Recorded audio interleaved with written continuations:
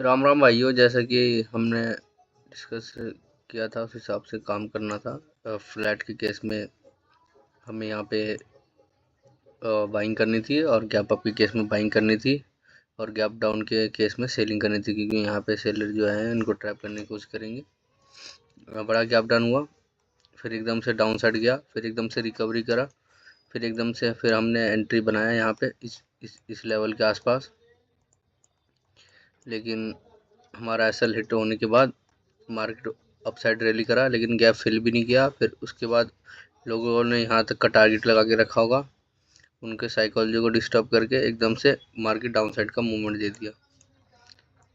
हम इसलिए एक्सपेक्ट कर रहे थे, हमें ये लग रहा था कि यहाँ पे 48,000 का साइकोलॉजी लेवल इसको टेस्ट करेगा मार्केट। इतना तेज शार्प फॉल आया है, थोड़ा सा रिकवरी कर देते हैं।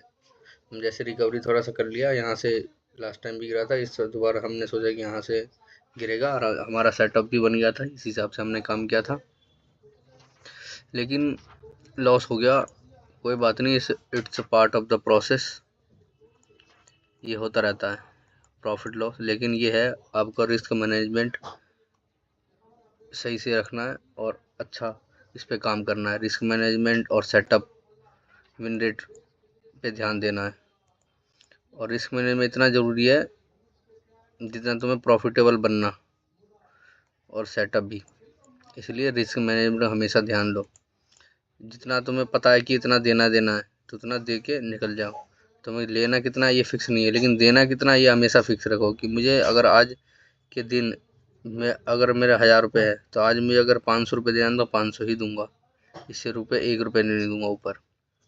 550 हो जाए कोई दिक्कत नहीं, लेकिन 550 की जगह तुम सोच रहे हो कि एक ही दिन में 1,000, 2,000, 3,000 के अंदर में भी होल्ड करके बैठे हो, तो ये तुम्हारी गलत फहमी है, उससे कुछ फ़ायदा नहीं होने वाला है। ये होता है, आपको माइंड ईगो हर्ट हो जाता है तो आप लॉस में भी होल्ड करते यहाँ से पलट जाएगा, यहाँ से पलट जाएगा, यहाँ से पलट जाएगा, लेकिन वो पलटता नहीं है। इसलिए जितना रिस्क है उतना लो, रॉन्ग हो गए साबित, एग्जिट द पोजीशन और बाहर हो जाओ, और लैपटॉप बंद करो, फ़ोन बंद करो और मौज लो। नेक्स्ट डे आओ, अपना सेटअप के हिसाब से काम करो। सेटअप बने तो काम करो, नहीं बने मत काम करो। सिंपल सा फॉर्मूला। सेटअप तुम्हारा बना तो काम करो। मेरा सेटअप बना था, मैंने काम किया, लेकिन मेरा लॉस हुआ। अगर मैं इससे लड़ता कि नहीं कि थोड़ा और वो कर दिया, देखो कि फिर दोबारा से आया, मैंने फिर यहाँ पे अगर ट्रेड बना था, फिर देखो कितना फिर अपसाइड का मूवमेंट दे गया। ये देखो, मैं यहाँ तक कितना ज़्यादा लॉस कर चुका होता अगर मैं यहाँ पे होल्ड करके बैठता।